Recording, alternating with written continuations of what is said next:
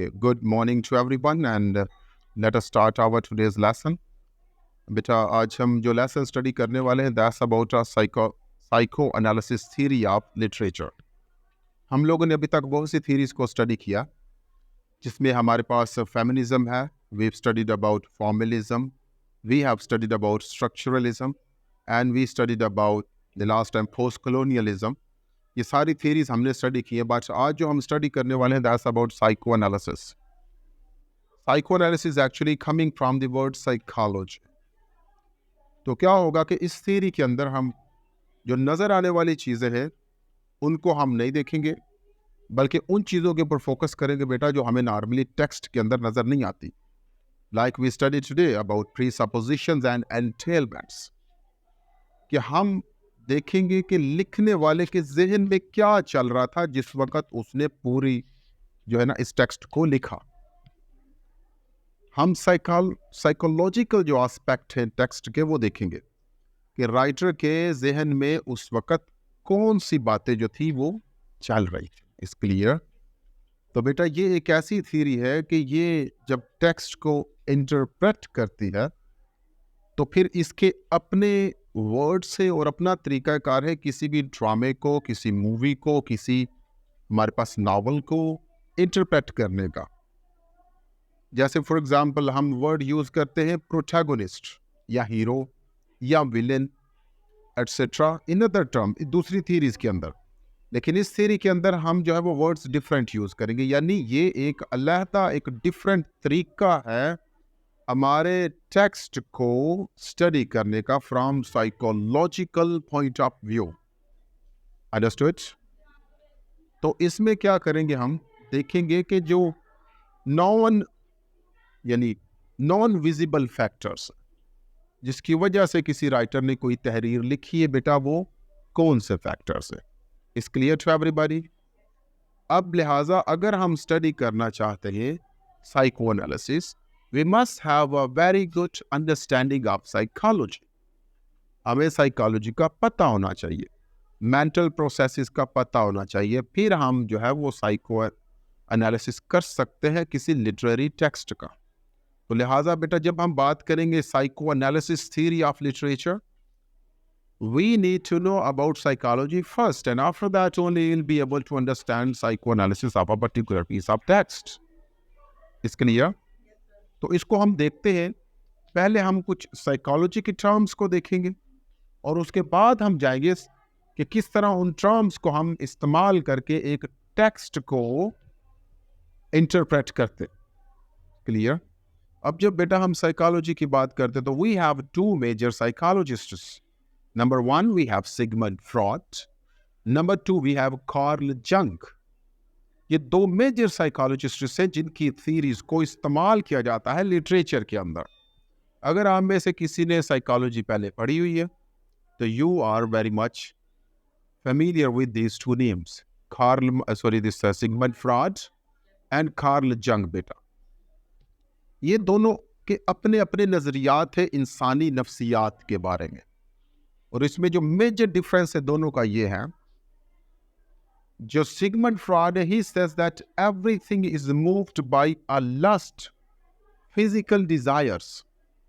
हर चीज जो मूव करती है, हम जो भी जिंदगी में काम करते हैं, they are actually moving by physical desires. And you can understand what do I mean by the word physical.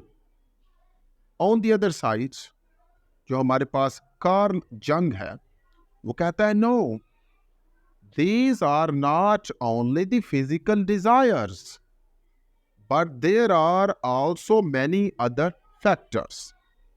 There are social factors, there are political factors, there are family factors, there are behavioral patterns, and so many other factors that we need also to take care when we are talking about a particular action done by a particular person. वो कहता बेटा everything is moved by physical desires. Karl जंग हमें कहता है no, these are not only physical desires which are the triggering factors for our actions. तो एक ड्रामे के अंदर जो चीज़ें मूव कर रही होती हैं, अकॉर्डिंग टू, मैं उसको उस तरह में लेके जा रहा हूँ कि ड्रामा या मूवी या नॉवल के अंदर बेटा जो चीज़ें मूव करती है, according to psychoanalysis, Sigmund Freud कहता है कि वो सारी चीज़ें फिजिकल प्लेयर्स की वजह से मूव कर रही। On the other side Karl Jung कहता है no, these are not only physical players which are moving the plot of a drama, but there are other factors also. इसमें टेंशन भी है, तनाव भी है, लड़ाई झगड़े हैं, फैमिली स्ट्रेसेस है, सोशल प्रेशर है, हमारे पास फेमिनिस्टिक पॉइंट ऑफ व्यू है इसके अंदर, और जो भी हमने दूसरी थीरीज पढ़ी है उनका भी इनके असर पाया जाता है। तो बेटा ये दो मेजर स्ट्रीम्स हैं when we are talk about psychoanalysis. We are viewing our text either through the lens of Sigmund Freud और through the lens of Carl Jung. Clear? अब बेटा हम इन दोनों के नुक्ता नज़र पढ़ेंगे साइकोएनालिसिस में, और फिर हम इसको जो है वो कंक्लूड करेंगे। Clear? So you people open the very first slide which I sent you on your mobile phone in our group. Here we get the definition. I'm sorry, the writing is a bit smaller, but we can understand this actually. Psychological critics view works through the lens of psychology. नफ्सियात के जरिए वो देखते हैं text को. They look either at the psychological motivation of the characters or of the authors. या तो वो किरदारों की बेटा नफ्सियात को देखते हैं या वो ऑथर की नफ्सियात को देखते हैं. इस क्लियर? और ये आपके ऊपर है, आप रीडर्स की नफ्सियात के ऊपर भी गौर कर सकते हैं. It's not that compulsory that we strict ourselves or we limit ourselves to author and characters only. We have the freedom because we are students and we have the option to make experiments. तो कहता है यहाँ author की psychology को देखते हैं या किरदारों की. Although the former is generally considered a more respectable approach. अगरचे जो किरदारों की नफ्सियात है बेटा वो ज़्यादा होती हैं. आप देखते हैं जब कोई drama, you have a suspense, पूरी दुनिया को पता होता है, नहीं पता होता तो हीरो को नहीं पता होता. ये जो चीज़ क्रिएट की, it's a psychological tactic actually. सबको पता होता है वो बंदा ठीक नहीं है हीरो, फिर भी उसी के ऊपर ये एतमाद करी जा रहा है. यहाँ तक कि एक ऐसी स्टेज आती जहाँ वो फिर पूरी बिल्डिंग जो भी होता है उसके अंदर मामला सारा बेड़ा गर्क हो जाता है. तो that is actually called psychological side of the drama. सिर्फ एक्शन नहीं होते बल्कि एक टेंशन क्रिएट की जाती है. आपने कैथारसिस का वर्ड पढ़ा होगा इन योर ग्रीक ड्रामा. वो क्या है? That is actually the psychological release of emotions. They are build up by the actions of a drama. ये जो हमारे जहन के ऊपर एक जो इफेक्ट चलता है दैट इज एक्चुअली वो पूरे का पूरा बेटा हम इसमें देखते हैं. इसके लिए तो हम साइकोलॉजी को देखते हैं. Most frequently, psychological critics apply Freudian psychology to works. ज़्यादातर सिगमंड फ्रॉड की साइकोलॉजी को अप्लाई किया जाता है because Sigmund fraud is more famous psychologist as compared to Carl Jung. Sigmund fraud को ज़्यादा जो है वो फेम है, उसको ज़्यादा पॉपुलैरिटी मिली हुई है. But other approaches such as Jungian approach is also exist. So it does also exist. दूसरी अप्रोच जो जंगियन अप्रोच है जो कार्ल जंग की है वो भी बेटा एग्जिस्ट करती है. So we have two approaches. We will study both. It's clear to everybody. अब आपको पता चल गया है साइको एनालिसिस से क्या मुराद है और हम ये क्यों करते हैं. बिकॉज एट द एंड बेटा चीज़ें जो मूव करती हैं they are actually moving from the concepts people have in their minds. अगर आप इन कॉन्सेप्ट्स को कंट्रोल कर सकते हैं तो फिर हम उसके आउटवर्ड जो एक्शन है, जो एक्सप्रेशन है, उनको कंट्रोल कर सकते हैं. दैट मीन्स कि हमने बेस को पकड़ना है. और psycho analysis that's why is very important. जो राइटर या जो किरदार अपने ऑडियंस की साइकोलॉजी के साथ खेल नहीं सकते, उनके जो वर्क्स होते, जो ड्रामे, नावल है, व्हाटएवर दे आर, वो इतने इफेक्टिव नहीं होते बेटा. और ये जो साइकोलॉजिकल लिंक है ये हर जगह पे ज़रूरी होता है. फैमिली के अंदर ज़रूरी होता है, टीचर स्टूडेंट रिलेशन में ज़रूरी होता है. We feel attach to each other, यानी हम एक ग्रुप की तरह फील करें. साइकोलॉजिकली जो है वो अट्रैक्शंस हो, पीपल जो है वो एक दूसरे के साथ they should not feel alienated, यानी कि हम अलग बाकी सारे अलग, ऐसे नहीं, अजनबियत नहीं होनी. इसके लिए everybody. Okay, let's go to the second slide बेटा. We have two subcategories of psychoanalysis. One is coming from Sigmund Freud and the other one is coming from Carl Jung. One is called Freudian way of analysis, the other one is called Jungian way of analysis. और ये बेटा दोनों की pictures दी हुई है हमारे पास. जो left side पे ही इज सिगमंड फ्रॉइड और राइट साइड वाला जो कार्ल जंग. दोनों बाबा जी हैं माशाल्लाह बूढ़े. And both of them are dead long ago. Clear? देखें फ्रूडियन की बेटा साइकोलॉजी क्या है और फिर जंगियन साइकोलॉजी देखेंगे. In Freudian psychology, this is based on the theories of psychological psychoanalyst Sigmund Freud. सिगमंड फ्रॉइड की बेटा जो थियरीज है उसके ऊपर ये बेस कर रही है. अब इसकी थियरीज कौन कौन सी हैं? फ्रूडियन अप्रोच में देखें, involves pin Poynting the influence of characters ego. इसमें हम किरदार की जो अना है उसके असर को देखेंगे. नंबर 1 पे बेटा इसका कॉन्सेप्ट है जो ये जो अना या ईगो का वर्ड है, ये हमें सिगमंड फ्रॉइड से मिला. तो ईगो का कॉन्सेप्ट लेंगे. हर किरदार के अंदर एक ईगो होती है, उनकी अपनी अना होती है. इसकी वजह से किरदार जो है वो अपनी जिंदगी में एक्शन परफॉर्म कर रहे हो. नंबर 2 बेटा characters ego. Number 2 super ego. अना से ऊपर जो एक मामला होता है वो हम इसको जो है वो सुपर ईगो का नाम देते हैं. और उसके बाद इड. इड का मतलब डिजायर्स. बाज़ औक़ात उसकी अना का मसला होता है, बाज़ औक़ात उसकी ख्वाहिश होती है. क्लियर? तो वो कोई काम करता है, मूवी के अंदर कोई करेक्टर कोई परफॉर्मेंस हमें दे रहा होता है. As well as pin pointing out the sexual implications in the symbols and imagery. और सारे सिंबल्स और इमेजरी के अंदर जो फिजिकल प्लेयर का एस्पेक्ट है बेटा, उसको वो करता है. कि हम ड्रामास के अंदर ये सारी चीज़ें इसलिए इंट्रोड्यूस करवाते हैं ताकि लोगों के अंदर एक अट्रैक्शन पैदा हो सके. इस क्लियर है एवरीबॉडी? इसका जो मेजर पॉइंट है ये इसी के ऊपर आगे गिरता है. Since Freudian believed that all human nature is motivated by sexuality, क्योंकि वो यकीन करता है या उसका यकीन है कि बेटा जो भी इंसानी फितरत है उसके पीछे यही चीज़ है, इसके अलावा कोई और मोटिव्स नहीं है. तो लिहाजा ड्रामे के अंदर ये चीज़ बड़ी प्रोमिनेंट होती है, या ड्रामा या नॉवेल्स के अंदर ये चीज़ बड़ी प्रोमिनेंट होनी चाहिए. On the other side terms to non, इसमें बेटा अनकॉन्शियस जिसको लाशऊर बोलते हैं, कॉन्शियस जिसको शौर बोलते, सुपर कॉन्शियस तहत शौर जिसको बोलते, ये सारे टर्म्स इसने इंट्रोड्यूस करवाई हुई हैं. Then we have repression. Repression का मतलब जज्बात को दबा जाना, कोई एक्शन को जो है ना वो हम दबा जाते हैं. Oedipus complex is about the kind of personality the Oedipus Rex had actually in the story of Oedipus, that he was more like he was a little away from his father, he was trying to avoid it and avoid him, and he was trying to be closer to his mother. तो ये भी इसका concept है कि जो Oedipus complex का लिबिडिनल imagery, ये physical player वाले जो पिक्चर्स होती हैं उसके बारे में. तो ये सारे इसके कॉन्सेप्ट है बेटा. If we go to the जंगियन. जंगियन क्या कहता है? जंगियन कहता है नहीं, मूवी चलती है, ड्रामा चलता है, वो कैसे चलता है?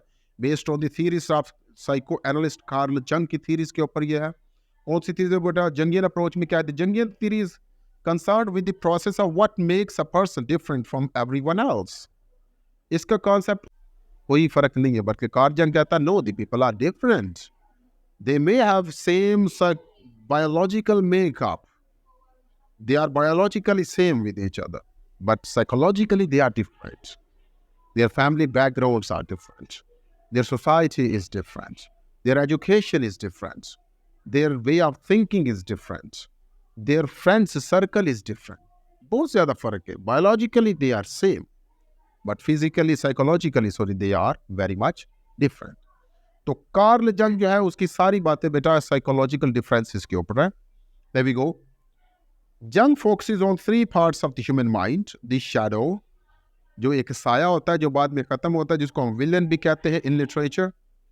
वो जो शुरू से पूरा वो मामला कर रहा होता है लेकिन आखिर में पकड़ा जाता है. अंडरस्टूड?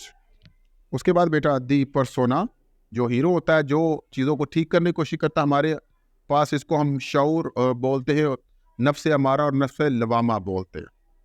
नफ्स अमारा जो है वो विलन है एक्चुअली, वो हमें दूसरी चीज़ों की तरफ लेके जाता है, और जो नफ्स लवामा है वो हमें ठीक करता है. That's actually hero. इस क्लियर?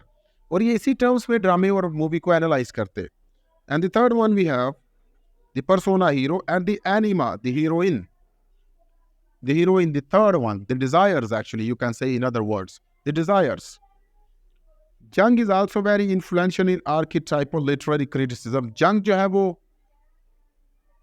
literary criticism जो दूसरी से मिलती जुलती है, like feminism, like formalism, like structures, इनसे बिल्कुल different है. मैंने इनको इशारा भी किया. Yes, okay. तो बेटा ये जो है हमारे पास उसका कॉन्सेप्ट है it's ego super ego and his concept about Oedipus complex and repression and libidinal concepts. And on the other side, the Jungian concept is about the factors that are making us different from the other people. And they are more about social, political, and family and other backgrounds, actually. Clear to everybody? Okay, here we go. Terms to know. Collective unconsciousness. Majmui लाशऊरीपन. According to Carl Jung, ये कहता है बेटा कि पूरी दुनिया के जो लोग हैं सारे के सारे आपस में शौरी तौर पर अटैच है. That's why if somebody is hurt somewhere thousands of kilometers away, his or her mother will come to know about that. पता चल जाएगा उसकी वालदा को कि कुछ हुआ है. तो it's because of the collective unconsciousness कि कुछ सिस्टम में हमारी कायनात में ऐसा कि सारे माइंड्स आपस में जुड़े हुए. इसके लिए सेकंड वन बेटा concept archetypes, hero, mentor, trickster. Hero और उसके बाद मेंटर और उसकी तरबियत करने वाला टीचर भी इसको कह सकते हो. ट्रिकस्टर जो विलन है. हीरोज जर्नी, उसकी एक सफ़र शुरू होता है और फिर वो उसके सफ़र के अंदर पहले वो मासूम होता है, फिर इसको जो है वो इनिशिएशन, वो चीज़ों को आहिस्ता आहिस्ता समझना शुरू करता है और एट द एंड फिर इंतशार होता है ड्रामे के अंदर और फिर जो है वो चीज़ें ठीक हो जाती. बेटा ये वही है जो अरिस्टोटल ने कॉन्सेप्ट हमें दिया था. Starting pre-climax events, then events leading to climax, then climax, then after climax event and end. Psychology में हम इस तरह इसको जो है वो बयान करेंगे. Clear to everybody? Okay, here we go. Next slide बेटा. What was Freud's psychoanalysis? ये ऐसे ही बेटा आप लोगों ने हेडिंग्स देते जा रहे हैं, उसको कंपैरिजन करके. फ्रॉड का साइकोएनालिसिस क्या था? Talk therapy that brings problems out of the unconscious into the conscious mind to cure them. इसका साइकोएनालिसिस ये था कि सारे डायलॉग और सारी की सारी चीज़ें मसले मसाइल को हल करने के लिए होती हैं. जो इंसान की छुपी हुई ख्वाहिशात होती हैं, जिसकी बेस पे वो सारे अमाल कर रहा होता है, उसको ऊपर लाने के लिए ये सारी चीज़ें होती हैं. इसके लिए Sigmund Freud spent much of the life exploring the working of the unconscious. Sigmund Freud ने बेटा अपनी ज़िंदगी का अक्सर जो हिस्सा है या ज़्यादा हिस्सा है जो लाशऊरीपन जिसको कहते हैं या लाशऊर को दरियाफ्त करने में ज़्यादा लगा दिया है.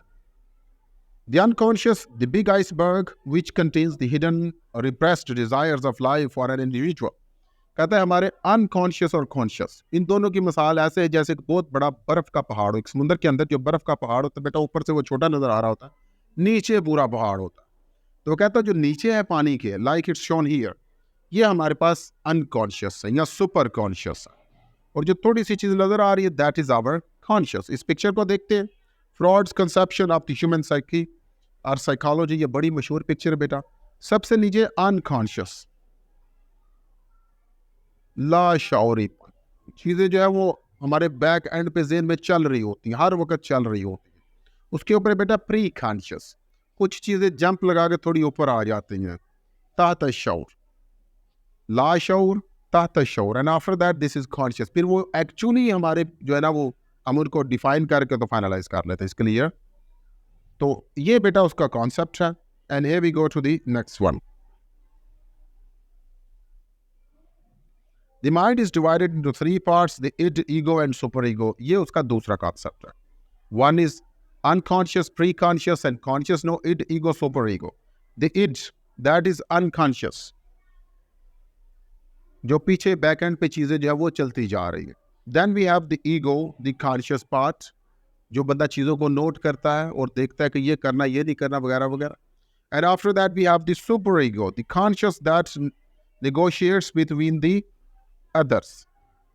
वो हमारा जो है वो एस्पेक्ट ऑफ पर्सनैलिटी जिसके ज़रिए हम एक फाइनल डिसीजन लेते हैं. फॉर एग्जांपल बेटा, अब लेक्चर हमने लेना है 40 मिनट का, लेकिन किसी का दिल कर रहा होगा 20 मिनट पे ख़त्म कर दे. क्लियर?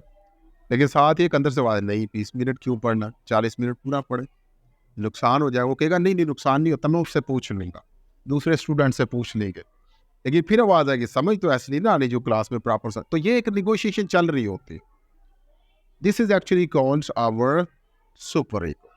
इज क्लियर बेटा? हम जिंदगी में कोई भी काम करते हैं, there are always discussions going on between us. हमेशा गुफ्तगू चल रही होती है इंसान के ज़हन में. तो वो जो गुफ्तगू है, अब जो जीता है फिर उसको हम फॉलो करना शुरू कर देते हैं. Is clear to everybody? Here we go. The id are the unconscious influence actions. जो हमारे पास इड है और अनकॉन्शियस है, ये इन्फ्लुएंस करती है हमारे एक्शंस को. The trauma can cause the depression और the forgetting ignoring of conflict desire and memories. अब अगर ये जो एक मसला बनता है दोनों का आपस में एक लड़ाई झगड़े का, तो फिर जो है वो मसले मसाइल जिंदगी में पैदा होते हैं. Let us keep it up to here and the remaining part we will study on